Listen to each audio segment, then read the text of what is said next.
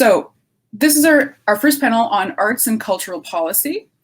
It's going to start at 10:15. The speakers on this panel will be Pat Tobin, who is Director, Arts and Culture Services, City of Toronto, Patti, who is President and CEO of Calgary Arts Development, and Sanjay,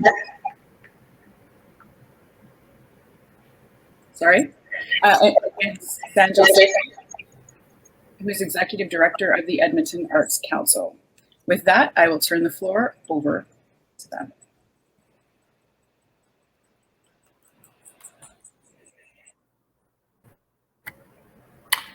Good morning, everybody, and thank you, Jennifer, very much for both the invitation for Patti, Sanjay, and I to join you at Culture's Compass, and for that gracious introduction.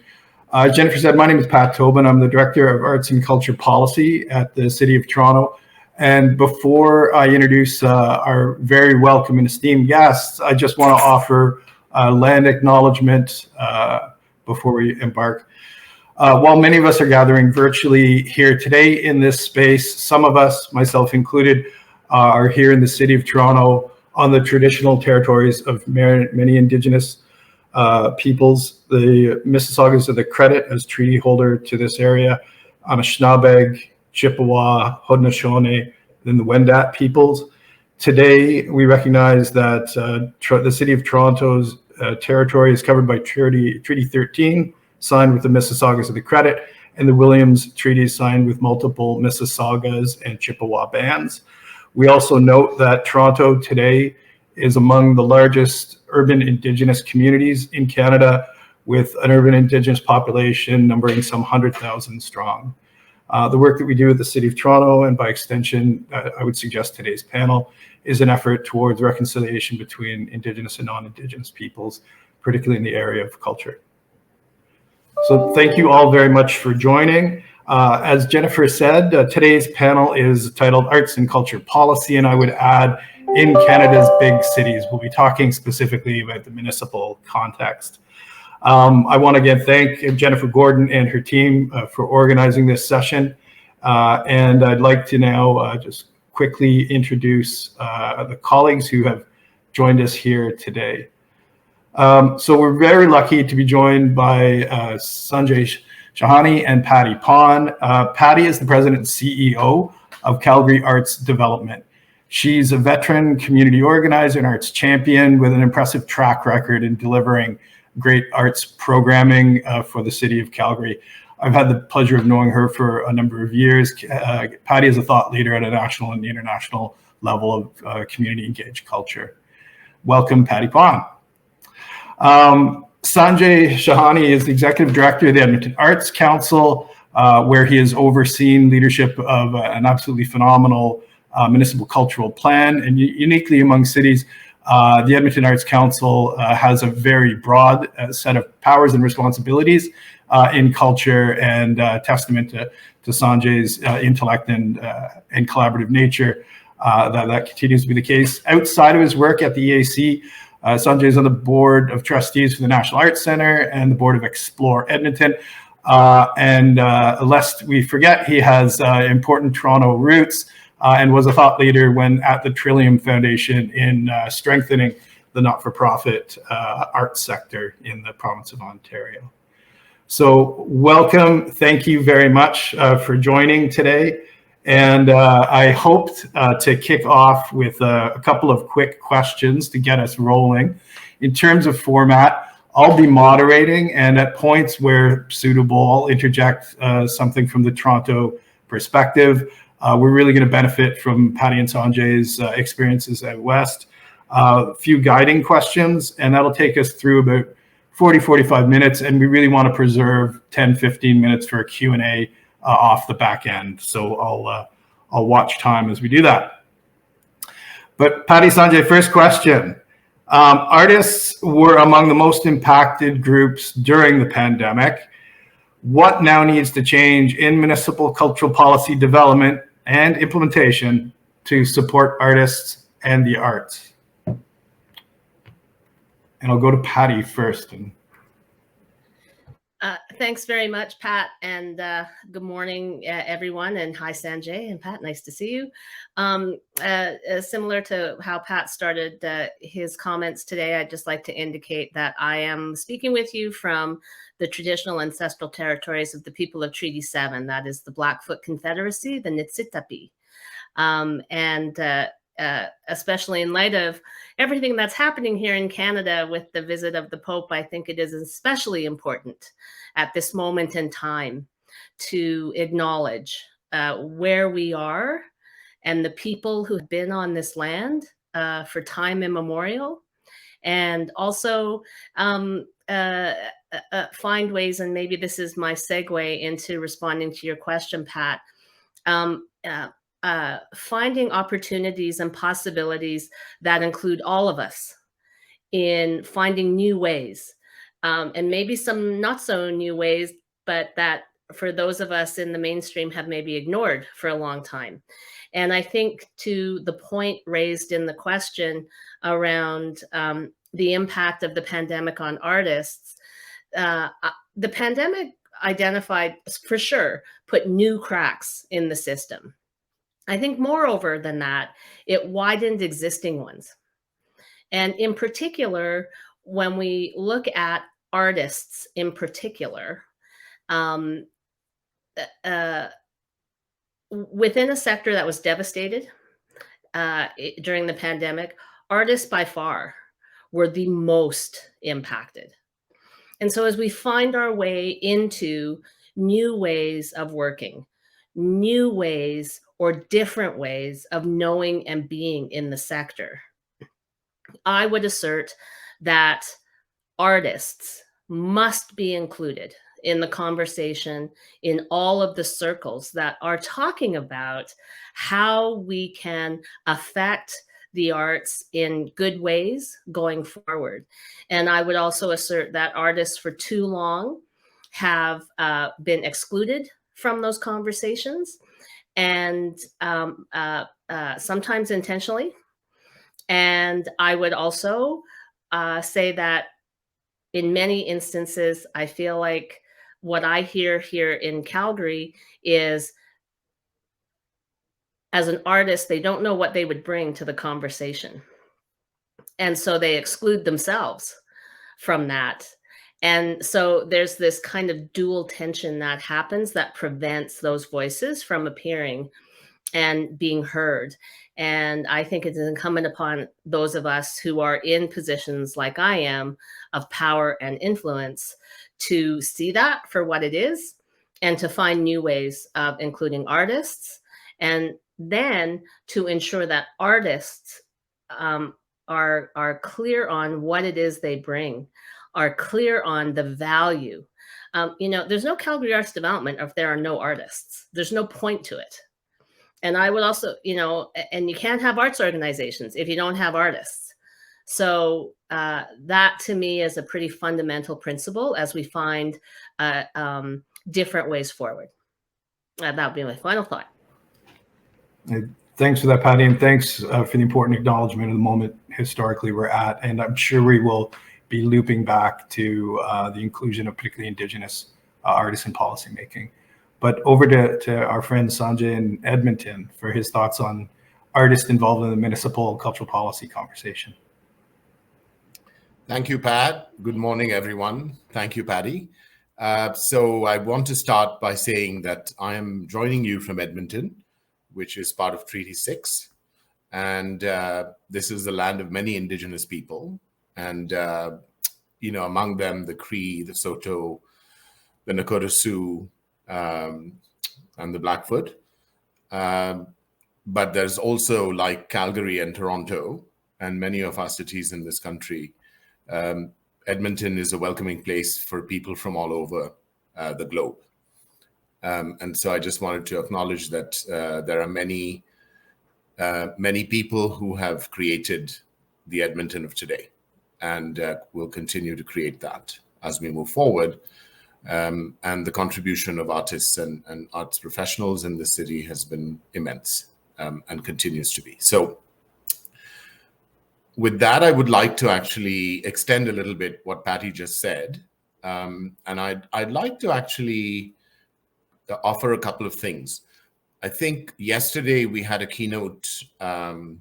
We had a keynote from Zainab Virji, who actually talked about how we could begin to understand the commodification of artist labor, and how we can begin to acknowledge that and not trap ourselves in short-term solutions.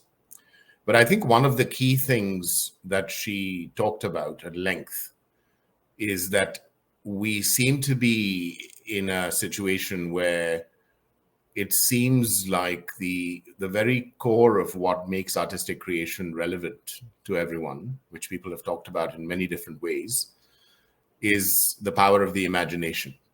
It's the power of the imagination that actually allows us to see the world in different ways, as well as see ourselves in different light. And artists have that special gift.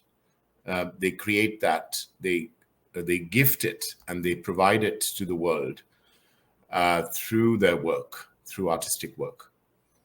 However, the work has been commodified, and we often refer to it, sometimes funding bodies do that a lot. They refer to it as a product. It's not a product. It's a work. It's a work that is unique. It's a work that is a vision. And so we need to acknowledge that. And so thank you, Pat, for actually mentioning briefly in the introduction that you did so generously for me, that the Edmonton Arts Council has a very special relationship with our city. And I want to say that this special relationship began with City Council actually making a decision and saying that what Edmonton needs is a body or an organization that is driven by artists. So there's a reason why we are the Edmonton Arts Council. We are a council of artists, and we've never forgotten that. 25 years ago when we were created, it's actually the 26th year this year. And so we have always had a very strong representation of artists on our board and our governance, as well as on our staff. So I think that's important to acknowledge. And also the city itself, has over time, as any big corporation, or the city itself has over time transferred a number of responsibilities to the Edmonton Arts Council, because they fundamentally believe that artists have not only the vision and the creativity and the ability to see the world in different ways and build our city differently, but they've transferred all of these things to us because they believe that it is not the place of city council or politicians to determine how artists do their work. That needs to come from the arts community itself. And so we have many processes in place that allow for that kind of feedback. So having said that, I think from a policy point of view, what do we do? We are kind of fortunate that we have a blueprint that, even though COVID hit us hard, like everybody else, we have a blueprint called Connections and Exchanges, which is built on certain principles. And one of the principles it's built on is that the city is actually a part of how artists find meaning in their work and their labor. And so economic security for the arts is a very important principle that it's built on. So is the principle of collective responsibility. So this idea of collective responsibility is that the arts community is a part of us and artists are a part of us. And the role of the artist in society is fundamental in how the city itself reimagines its future pathways. And so from a policy standpoint, I think embedding that and anchoring that, those principles, along with inclusion and along with the idea of leadership, I think sort of anchoring those very deeply in city policy is an ongoing task. So we have achieved some small steps. I would call them victories, but it's the city has had such a long relationship with us. But we've achieved some of that through our public art work. And, Patti can also attest. She's now, Kada has now got the responsibility of actually delivering public art for Calgary. But we were very heartened that we were able to get approval from City Council for a city policy that helps us administer public art, which now I think is one of the most open and sort of impactful policies, because the artist's voice is very central to how we commission, how we install, and how we conserve and manage our collection for the city. There's also some other movements that have happened in terms of supporting the role of artists in revitalization programs and rejuvenation programs. That's ongoing work, but the goal is to build a suite of policies that will put the artists squarely within processes that were, as you introduced, Pat, that were considered to be outside of the artist's sphere of influence. So instead of asking the artist to become a policymaker, the artist comes in with what the artist does best, which is to come in and create and allow us to see the world differently. So there's no burden of policy on the artist, but the artist becomes part of the table that is deciding on policy. I think that's more impactful from our point of view. And so those are some of the few things that we've done. Good. Thanks, Sanjay. A lot there in those two responses, and I want to recast the next question to create a bridge between the two central points I think that you made. One about, as Patti said, incumbent upon funders, and she located that even with herself, to create access at the table, and then how you translate that access and the artist's input into the biggest challenges facing cities, really. And so three quick points I'd like to make. While I agree with the centrality of the artist, and never more so, not only hard hit in the pandemic, but boy, did we lean on the arts to try to make sense of where we were at, to try to help us grieve and commemorate, and to try to convene us when it was safe to do so. However, to Zainab's point, echoed by Sanjay, there is this commodification of cultural output, of art. I think funding structures certainly have a role to play in that, but I think it takes us to a gap that we see in artists being involved in policy conversations. So I think as work has been commodified against set taxonomies and funding structures, increasingly it appears in Toronto, young creative entrepreneurs and artists are coming up with market-driven solutions to fund their art. And they are less involved, and this skews BIPOC more than it skews non. They find themselves less involved, not just in the grant-making function, but in the policy conversation behind it. The grant as a means to an end for a cultural policy goal. And it feels as though there is a structural gap now where we have a great number of incredibly creative artists and creative entrepreneurs outside the policy conversation. And again, I would suggest they skew younger and they skew more diverse. My first part is, do you feel the same in your cities?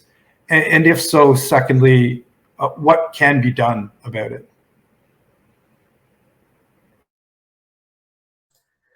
Do you want to start with me again, Pat? Sure. I again, with my apologies, I did not have an opportunity to hear from Zainab, although I have heard from her many times and admire very much the work she has undertaken and continues to undertake. And so please excuse me if I respond in a way that doesn't quite connect to what Zainab spoke to around the commodification of art. I mean, I may be going out on a limb here, and we'll see it in the chat if and when the time comes, but I don't think there's anything wrong with commodifying art. What's wrong is if that is the only means of articulating value, if that is the only way that as cities, in my case, we talk about the contribution that the arts make. And Pat, you said it already, and I've said it over and over and over again through the pandemic. And as I don't know if we're coming out of it or going into another wave or whatever, but you know, as a society, we need artists now more than ever for exactly the things you articulated, to create meaning, to share our stories, to create the shared, to articulate the shared experience that all of us experienced during the pandemic and coming out of it. This is a very interesting time for us, because when we talk about what happened in the pandemic, the vast majority of us can relate to it in some way. And so artists are finding that way to create that kind of belonging and connection that we basically missed for over 2 years. And I would argue are continuing to miss. So I guess that let's not throw the baby out with the bathwater when it comes to the many, many ways we can value the role of artists. And that really speaks to what Sanjay said earlier. There are so many ways that artists contribute to what I would articulate as the public good or create public benefit, which as a public funder, 95% of what I derive comes from one single source, and that's the city of Calgary. And so for me and my organization, I feel a heavy, not heavy, but I feel an accountability for the role of the arts and artists to contribute to a public good that involves all the quadrants of our city, not just the ones of, you know, women over 50 in the Southwest. So that's something that I hang on to and am always looking to find ways to articulate in better and cleaner ways. With regard to the structural gap, I absolutely, we're definitely seeing it here. We saw this happening long before COVID came along, particularly among IBPOC artists and individuals. You know, if you can't make it into this current system, you find another way. Artists, you know, I often say to people, I don't know that many artists that I've come across said, oh yeah, I decided to become an artist when I went to high school and I wrote the choose your career test. And all of a sudden artists popped up. Artists were compelled. They have a calling. It's special. And I don't mean to sort of set it on up in the tower, but all that to say that I believe the way in which the artists that I've had the great honor and privilege of working with have come into their way has been because they've been compelled to do it. It's not the same as choosing a different field of accounting or education or health. It was different in some ways, in many ways. And that if you choose, because you might not derive the majority of your income from being an artist, that doesn't make you not an artist. I think you bring an artist sensibility, an artist heart, an artist perspective. Sorry, I'm just recovering from a cold. In all that you do, whether you're a member of a parent-teacher council or you're undertaking your own practice or you're working with a social service agency that you feel that you are giving your time and service to, you bring that perspective. And I think our role in policy is to elevate that and amplify that. And part of that may mean a change on our part in the ways, okay, this is a sign to stop talking. Excuse me. So I guess all that to say, Pat, there may be a structural gap that requires me to change my structure, not for those individuals who have found other ways to undertake their practice. And that's something that those of us as funders in particular have to really be thoughtful about and consider. And that's my final thought. Absolutely. Sanjay, your thoughts? Yeah, very quickly. I think one of the things that we have found is that artists don't have, again, the kind of work that they do often is, often can take many years to come to fruition before the public even gets to have a chance to see it. And Sometimes that is referred to as research and development. Sometimes it's referred to as creation work. But I think it's foundational and fundamental that artists should be given that status and the place where, you know, there are funds and there are methodologies that allow them to spend that contemplative, reflective time, because it's not just a time to create work. It's how an artist educates themselves, right? It's not just about your craft, and it's not just about the next exhibition or the next show you're putting on, but it's also how you're able to make sense of the world. And that part of making sense of the world could mean active research, but it could also mean, you know, sitting under a tree in Jasper and waiting for something to fall on your head. It could mean that too, you know. So I think that this part of the work of the artist has been deliberately kept out and not been well understood, because we are very concerned with the product. We're very concerned with activity. We're not concerned with how the people who are creating this work for us and creating multiple points of entry and meaning, how are they making these these interventions and these very critical critical experiments with form before the content comes to us and we receive it. It's that formal understanding of what the art form is and how the artist is impacting the art form, where artists actually need that. So what does that mean? It means, Patti was with me along with Claire Hopkinson and Natalie Mai and Carol Phillips from Winnipeg Arts Council. We issued an op-ed piece in the Globe and Mail which talked about a basic income.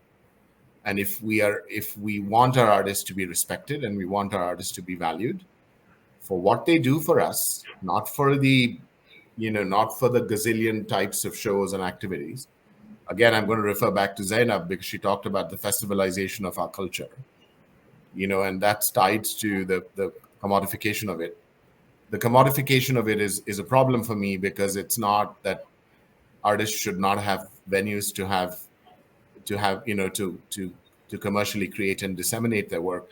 The problem is that it reduces artistic work to something which is sometimes economic value, sometimes it's reduced to other instrumentalist needs, and it fundamentally traps us in a vicious cycle where we think that we are making improvements in the system, but we don't change the system at all. It's the same. So I think that was the point of her critique, right? So I just wanted to offer those two things. Right. Great. And my apologies to the panelists, because I dutifully gave them a series of questions, but they're so smart. I'm just rewriting them on the fly so that we can expand on the important points that they're making. So tying a couple things I want to talk about, to continue on with the Zainab sub-theme. She and others have called for a Massey Commission reboot, though in her view, that's not the right starting point. And I think we would all agree with that. We feel, again, Toronto, and Patti confirmed it for Calgary, that there is a generational divide in that policy conversation. And we've begun to sort of cast that and other issues of access and resources as an intergenerational fairness issue, as people might do so in other areas like climate change and infrastructure, et cetera. I want to pick up on the commodification piece and the festivalization, and poke at that idea a bit. We look at interesting research in the sector, like the Lapaka Cohen research into art and art experiences and where audiences are going. And the single highest reported cultural opportunity is festivals, for however the respondent interpreted that. And when one can see that when you look at the experience economy and the remaking of retail and malls and main streets, so art is being pulled into these spaces, heightening potentially a risk of commodification, of festivalization.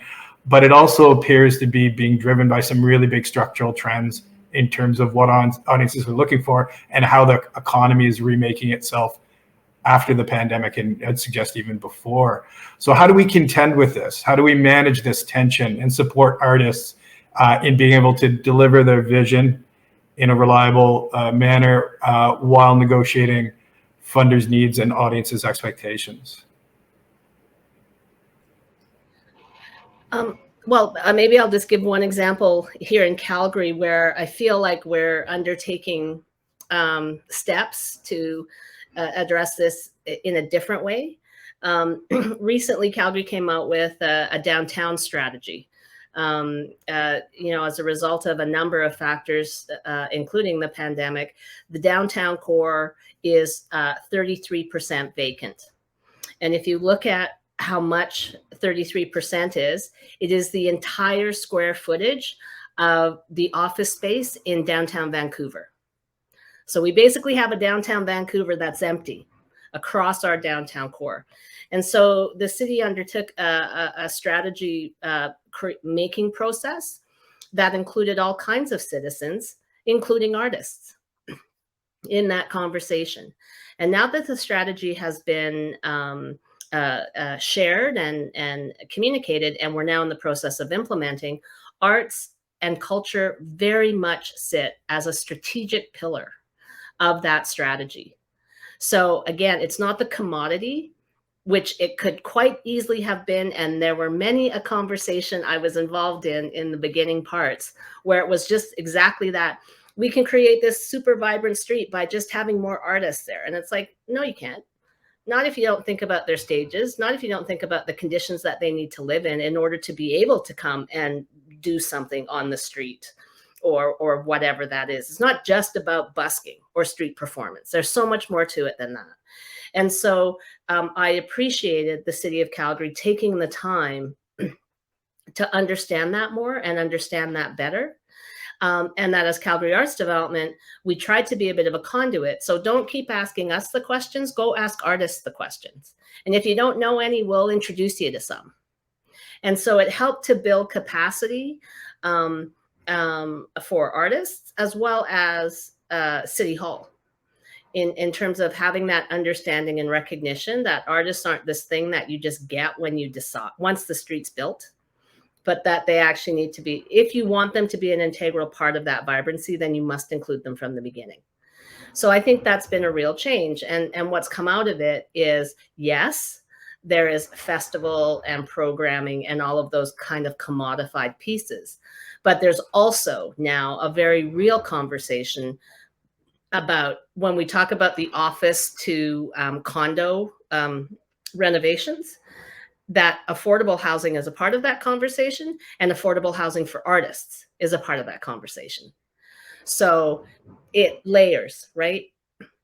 And I think our job, again, in that role was to just ensure that artists were included, just like others who live on the margins and are often excluded for all kinds of reasons. And so in our case, that was one example. And I hope that in the years to come, we start to see, as that strategy unfolds, that the arts and artists are really seen as an integral part of the rebuilding of our downtown, and by extension, attaching arts and culture to a renewed identity for the city through the voices of artists. That's my final thought. Thanks, Patti. Sanjay. Yeah, so I just want to add to what Patti has said. I think what we have done, and because I think we've had such a foundational relationship with the city, is that one of the things that we have, in our purview is to animate and activate neighborhoods, and downtown, certainly in front of City Hall, that square. I mean, that was part of it. But with the pandemic, I think we just accelerated the implementation of connections and exchanges, or at least the ambitions and actions in the first book of it, which really had to do with sort of connecting neighborhoods with each other and neighborhoods to themselves. And so what we did is we, as a mission-driven entity created by artists, it was very foundational for us to realize that if the Edmonton Arts Council was to ever fully realize its mission, it could only do that if our community realized all their pluralistic, diverse missions. And part of doing that was to acknowledge that in the structural ecology, in terms of organizations, festival organizations, arts organizations, service networks, and so on, that at the core of all of that and all of those missions was the work artists did. And so we actually worked directly with arts organizations to animate neighborhoods. But we also, in Edmonton, we have, and I'm not sure whether it's there in Calgary, Patti, so excuse me if I've missed it, but in Edmonton, we have a movement, which is a volunteer-driven movement of people in neighborhoods, and we have these things called community leagues. And these are multifaceted, multidimensional things. And the city has something like 148, 150 of these at a neighborhood level. And they are very community-driven, community-based. Their entire raison d'etre is to ensure that there is access to everything from recreation to beautification to arts activity to advocacy, right, for the neighborhood. And inclusion is a big part of how they think of themselves. And so we did a number of things during COVID. By directly having long conversations with them and being invited by them to come into residence in a way. And we then did specific activations. Well, one of them was called Festival in a Box, which really brought together sort of carnival traditions from all over the world. And we worked specifically with many festival organizations like Carry West and so on to bring those, and it brought artists directly into the neighborhood at the invitation of the neighborhood. The whimsy in it was that people who had been locked up in the first lockdown, everybody from little children to people on walkers, they came out of their houses to see what the heck is going on. Like, there's all this noise. And of course, it wasn't noise. It was impromptu concerts, and there were things that were happening, performances that were going on. And we did this. And the impact of this, in a way, took the art directly to the people. And so this has now been expanded, and it's continuing to expand. We're working directly now with the city. There's a program called the Green Shack program, which now has artists in it. It never had artists in it, but now it's got artists in it. So this is another way of valuing, artistic labor and ensuring that artists have an audience that is not mediated, strictly mediated through marketing, promotion, ticket sales, whatever. They get paid for the work they do, and they get paid the professional wage that they should get paid. So we're doing small things. They're not huge, but we're doing small things to make sure that the role of the artist in our society is well understood and is not just relegated to, oh, well, by the way, we're paving a street, so let's bring some artists in, which used to happen many years ago. It doesn't happen now. And so I want to underline what Sanjay just said. I recall the early days of the pandemic, seeing these spontaneous eruptions of participant-driven parades in Edmonton. I think I picked up by national media. So if you've not seen it, go ahead and Google the YouTube clips that are out there. But it was a great intervention. And I think perhaps speaking for the three of us and hearing in your response, Sanjay, it's incumbent upon us as cultural policymakers to take that burden that artists bore during the pandemic across multiple fronts and translate it into sustained access into the biggest things cities have to do. And maybe I'll use that as a segue to public art, because we're all now in public art and it's a big thing cities have to do. And I'm still surprised Patti took it up. But anyways, I want to give a plug first to Humber College and Jennifer Gordon-Hanna and team, because it's a great example of how a higher education institution can work with cultural policymakers and artists at the center. And they do a lot of great community engaged applied research. And in the case of public art, we need more of that. And Toronto was lucky in 2017 to have a report issued by academics at OCAD and U of T that was called Redefining Public Art in Toronto. And it pointed out a lot of the structural issues with public art. Its concentration downtown, its tendency to push risk onto the artist and therefore systematically exclude newer artists less practiced in monumental sculptural works and all that complexity. So it led to a new public art policy in 2020. We then, as the first step, did a year of public art 21-22 that will conclude with Nuit Blanche October 1, Humber College as a key venue for Nuit Blanche this year. Another plug. But public art, it is emblematic, I'd suggest, of that tension between bringing artists in and the integrity of the vision and speaking to the most complex themes facing society, and then wrapping all that in a massively publicly visible project management process with all its potential pitfalls. So I know in Toronto, we're really conscious that we've got to change the system. We have to build a production capacity in the municipality to help de-risk projects so that we can get more artists and more first-time artists. We've got to find a way to fund art outside the core in less development-intensive wards. And we've got to work really closely with artists and emerging BIPOC artists particularly to ensure that we are doing the right things that will accelerate their careers should public art be something they want to do over the longer term. So I think it's a fascinating subset of cultural policy right now. And I'd really I'll start with Patti because she's newest and there's a really interesting story to tell in Calgary. But I would love to hear from both of you. And then finally, in housekeeping, I'd say for folks monitoring, after this, I think we will try to open it up. So please feel free to use the comments. It's being moderated by the great team at Humber College, and they'll prompt us with any questions that folks do want to see addressed. But until we get there, over to Patti and public art.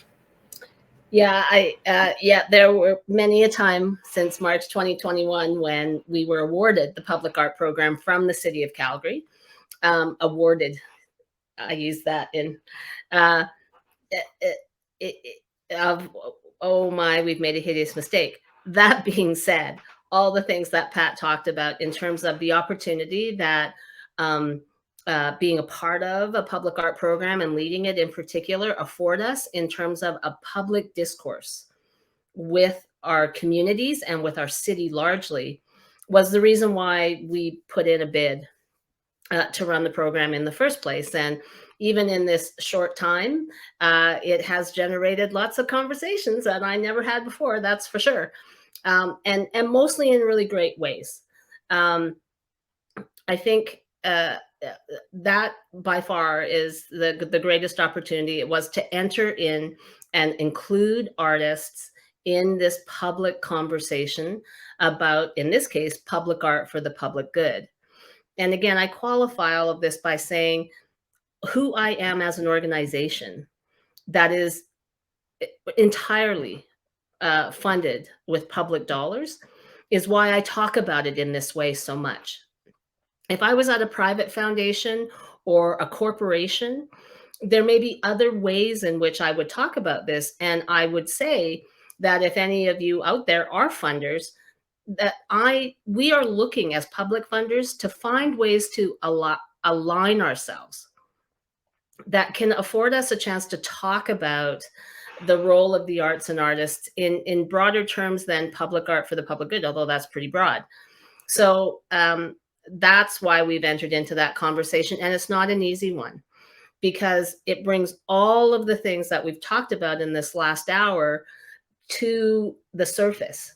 And so you start to then have to manage those dynamic tensions: commodification of art, art for art's sake, intrinsic instrumental, festivalization, audience demand, making the numbers work, whatever those numbers might be. All those things have to come into play.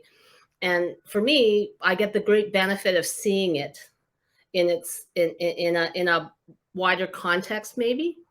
And I would just add to that, you've heard me talk a lot about public funders and artists. If there are any of you out there who are leaders of arts organizations, you have a role to play too.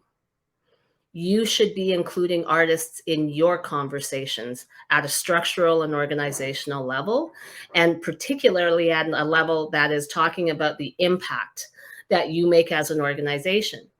I don't know that it's going to happen in the two cities that my colleagues are engaged in here, but I know for us, as we enter into the next 4-year strategy and what this moment is asking of us, we are going to be asking of arts organizations how you are encouraging and supporting artists to be more engaged in city building, in arts-led city building.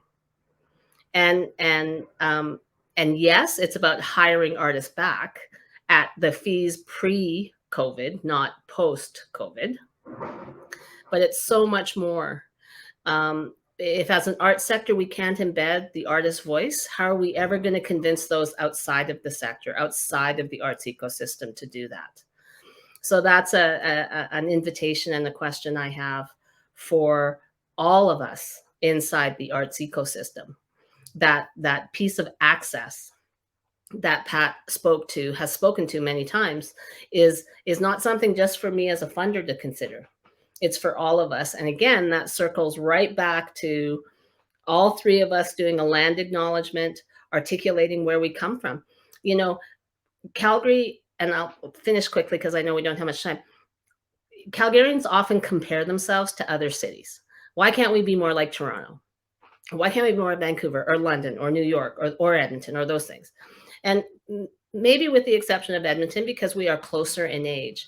What I find is all the cities we compare ourselves to are hundreds of years older than we are. There has been a civilization there in the colonial context, much longer than Calgary. However, if we were to take all the arts and culture and ceremony and protocol that has been on the ancestral home of Treaty 7 for thousands and thousands of years, if we were to acknowledge it in the same way that we acknowledge the last 400 or 500 years of Toronto's city culture, that evens the playing field in a way different way. It makes us think about time in a very different way. And that's certainly part of the reconciliation journey that we're doing here in Calgary, to acknowledge it is not about 126 years of arts and culture. It is about thousands of years. Calgary, Mohinstis, has been a place of gathering and celebration and ceremony for thousands of years. How do we acknowledge that? And certainly public art and being in the public realm affords us a very concrete way of identifying that and articulating that. Yeah, thanks for that, Patti. Sanjay, did you want to pick up from the Edmonton experience there? Yeah, I'll just make a couple of very quick points.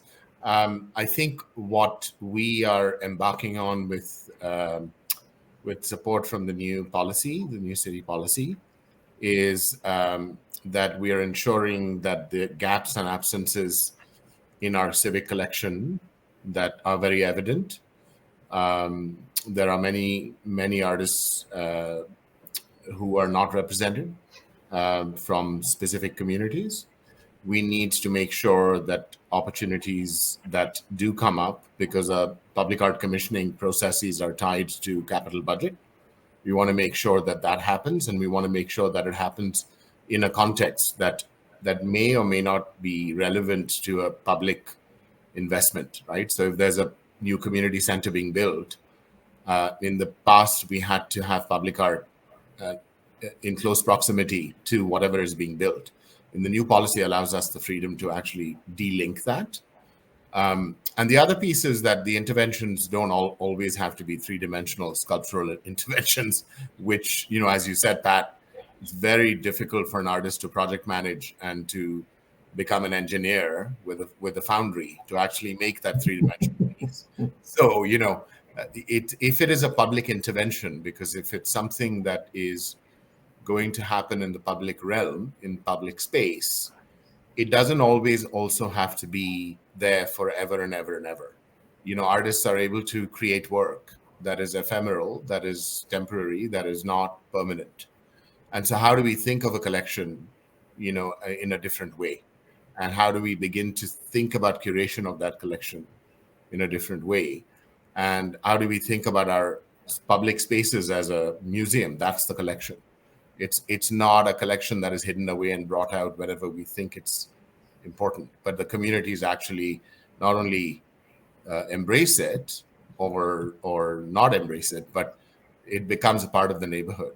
And we know this because we've been running the public art program now for several years. We know this because every time we remove a piece to do some conservation restoration work on it, we get a gazillion phone calls, not from city officials, but from people, who are walking by and say, well, we don't know what happened to that thing that was there. Sometimes they call it art, sometimes they don't, but it's important, becomes part of their life. And that, I think, is the power of public art, right? It's not, the work of the artist is important because we have to keep the vision alive. But I think the public nature of public art is you have to let the public own it, and you have to let the public internalize it. So, yeah. Thanks for that, Sanjay. I'll chime in as a panelist on that question because it is such an active conversation in this year of public art in Toronto. But I think Sanjay's point about there's a definitional challenge in front of public art funders, where we've got to broaden it out against the criteria Sanjay just outlined, that everything need not be permanent sculptural. We need to contend with things that are temporal. They're durational. They're there for a while, but maybe it's not permanent. Digital. What is the performance art component of public art? And in so doing and getting that definition right, we will open it up in a really important way that will benefit, as Patti says, I think, our cities, our neighborhoods, our public, as much as it will the artist. Closing comment for me on that is I feel this responsibility deeply. For this year of public art has been the single largest investment ever by the city of Toronto in art. $12 million over 3 years, but really spikes in the middle. Single largest component, about 4.5 million right to artists, and then some other pieces necessarily around marketing. And we needed to remake the whole digital presence for public art in Toronto. However, in as much as that was a great COVID strategy to get income to artists, in as much as I joke, thank God it wasn't the year of tango dancing. Like it was something we could deploy in a pandemic setting. So thank God for that. But where I feel the responsibility is the what next, the so what conversation.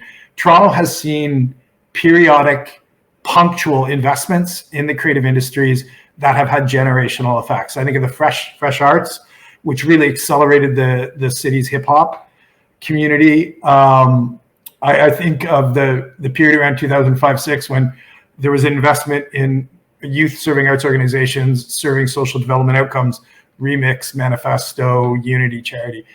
And they've had generational effects, cohort effects, but they've also been subject to boom bust funding cycles. So what does Toronto now do differently? And to Patti's point, it's not just on the city. What does the ecosystem do differently to ensure that these artists who we've given a calling card to in the form of their first public art project, how do we translate that into sustainable, scalable career opportunity? We feel that really intensively, and I can carry that conversation with any of you locally who would like to help us ensure that we've got the right legacy here.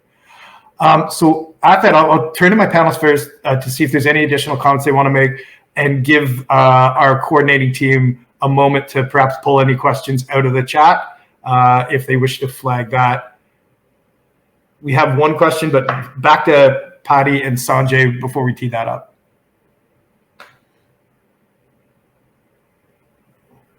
I think I would just want to reiterate what you've just said, Pat, around this is about a change to a system. and we use an ecosystem as our metaphor because of that acknowledgement of where the pressure points are might require things being fundamentally different. And that includes us as funders, but I'd also say organizations, how artists view their work, what access looks like, all of those things all come into play in this systems view, if you will. And it's not going to happen overnight. I think what it needs, though, is the will, is the desire on the part of people within the system. And that includes those where the changes in the system might actually not benefit you as much as an organization. This is a time when we need to all be in this. We need to all be in the circle. And this continued thought, and I would say, I don't know if you've experienced it in Edmonton and Toronto, pandemic happens, we're all finding ways to work together, we're all finding ways to share our ideas about how you're dealing with COVID protocols, how you're reutilizing resources to benefit more, all of that. Restrictions lift, and it's like the elastic band that was pulled this far that just goes boing right back. And back to the siloing, back to the what's in it for me, back to the old ways of doing it. And certainly on my part, I feel a real responsibility and an accountability to not let that happen. And I don't mean that as a threat. I think there are better ways. I think there are good ways that we can go forward differently. And that's certainly what I think a lot of our work in the next 4 years will look like. Thanks, Patti. We've got a question now, Sanjay. So at the risk of stifling another brilliant point, I'm going to go to the audience. And I'll read this verbatim from the chat. Given that policy is often rooted in perception, there you go, of public needs, where do you rank the arts on a policy scale? And how have you been able to communicate that to the public? While we are more in tune with artistic process and the need for development brainstorming time and the bigger picture social impact of the art to average voters, whose rents are skyrocketing or infrastructure is weakening, to avoid the perception that taxpayers are funding artists looking at clouds. So I'll open it. I'll start with Sanjay, go to Patti. Yeah, thank you for that question. So I feel like, I said at the very onset that the practices or the methodologies that artists use to actually make their work are not well understood. It's rather mysterious because, and it goes back since, the dearth of arts education in our schools, we don't value it. And so we don't understand it. And because we don't value it and understand it, we think that when artists are in that contemplative, reflective mode, they're not doing real work, or they're not doing work that is valuable. But we seem to accept that kind of work is, can be done by basic scientists or inventors or technologists. But we don't seem to understand that the epistemology or the foundation of how artistic creation comes about is different, needs to be different, and needs to be understood. So I think the education piece is really important. And part of that piece will be done by arts councils and arts agencies. But again, I think it's a bigger job. But it needs to be explained as important research and development work that artists need. It's that buying of time, which I think is really important for artists to feel like they have the time and space to do the work. Thanks, Sanjay. Patti. Thanks. I may not be responding to this question in the way that the person asking it is hoping I will, but I will say that I think on a kind of broad scale, arts policy is at the bottom. Even in Alberta, where our culture minister during the time of Peter Lougheed saw the creation of the culture ministry, all those things, it continues to be the lowest ranked portfolio in the provincial government. And we've certainly moved it up in the civic authorities, and I'm sure we each have an opinion about where it is on the federal side. So it's low. And part of that is, if you look at the total investment in the arts in Canada, again, it ranks among the lowest, yet we are not the highest, but we're certainly in the middle about, economic impact, GDP as one example. So some of this conversation is about surfacing opportunities, building on the things that we think people already know about the arts. But, like we say in equity, diversity, and inclusion work, you have to go to where people are. You can't assume that they're going to come to me at my level of understanding about the arts. And so going to where people are is not something that funders have. We don't have enough staff. And I already get criticized for the size of my staff and how I'm taking money out of artists' pockets. So this, again, is a accountability and a role that all of us in the arts ecosystem play. For the three of us on the panel, it's about surfacing to those that we report to, that we work with, the importance and the contribution that artists can bring to a conversation. I would say for arts organizations, you have to figure out ways to come together. I know that both Toronto and Edmonton and Calgary have networks of organizations who work for the greater good. And, which mostly involves trying to increase my budget so that I can increase the grants I give to you. It's so much more than that now. There's so much more that as arts coalitions, we have to be talking about. Basic income is one example. That is a game changer in the arts ecosystem, I believe. It's not the only one. And then finally, as artists, there's things you can do. You want to know how to get arts on a political agenda? Volunteer for people to get elected. We have a provincial election coming up here in Alberta in spring. And I'm saying to every single artist I know, which government supports the arts? Go volunteer. Go knock on doors. Go tell them about the importance of arts and artists. They already know that. But unless they can get votes on that, there's no way it will move its way up the portfolios. That's how it works. I'm not saying it's a good thing, but you can't just rely on us as funders. And I believe we have more work to be done and better work to do. But it takes so much more than us. And that's back to the silent. We have to come at this together. We all got to be in the circle. That's a great point.